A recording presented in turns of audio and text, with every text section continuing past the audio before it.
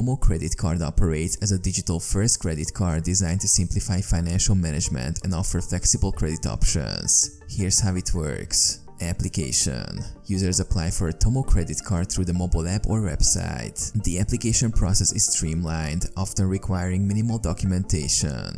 Approval.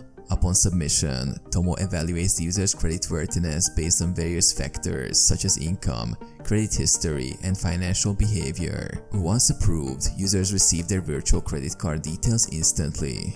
Credit limit. Tomo provides users with a credit limit based on their creditworthiness and financial profile. This limit determines the maximum amount users can borrow using the credit card. Spending. Users can use their Tomo credit card for online and offline transactions, including purchases, bill payments, and withdrawals at ATMs. The card functions like a traditional credit card, allowing users to make purchases and repay the borrowed amount later. Repayment. Tomo offers flexible repayment options, allowing users to repay their outstanding balance in full or in installments. Users can track their spending, view statements, and manage repayments conveniently through the Tomo app. Rewards and benefits. Tomo may offer rewards, cashback, or other benefits for using the credit card responsibly.